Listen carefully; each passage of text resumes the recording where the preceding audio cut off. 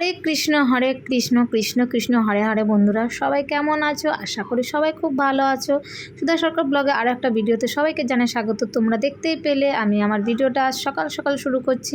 তো তোমরা দেখতেই পেলে প্রথমে কুট্টুস উঠে চলে গেল। কুট্টুস আজ খুব অসুস্থ, আজ 4-5 দিন যাবত কিচ্ছু খাচ্ছে না। তো আমরা বুঝতে পারছি না ওর কী হয়েছে। তো আমাদের এখানেই আর একজন কুকুর খুব ভালোবাসার, তাকে ফোন করেছিলাম। তো সে এসে বললো ও খুব অসুস্থ, ওকে ডাক্তার দেখাও।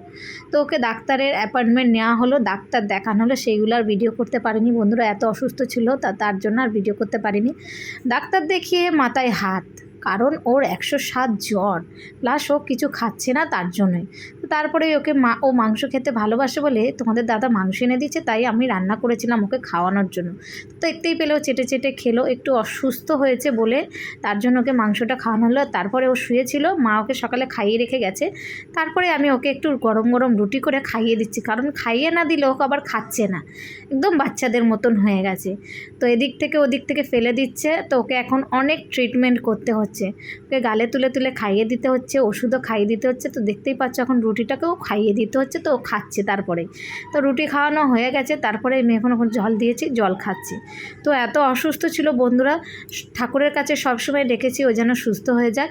তো আজ একটু সুস্থ আছে, কিন্তু ঠিকমতো খাচ্ছে না। তো তারপরে দেখো বসে আছে। তারপর আমি ওকে খেতে দিয়েছিলাম, মাংস দিয়ে মানে ভাতটাকে সেদ্ধ করে খেতে দিয়েছিলাম, খায়নি, অল্প একটু খেয়ে রেখে দিয়েছে। তারপরে মা ওখানে শুয়ে আছে, আর ওকে আমরা দেখছি ট্রাই করে ও সুস্থ হয়েছে কিনা পুরোপুরি। আর বিস্কুটটাকে নিয়ে ওকে দেখছিলাম ট্রাই করে ও সুস্থ কিনা। তো তারপরে ও দেখলাম অনেকটাই লাফিয়ে উঠেছে খাওয়ার জন্য।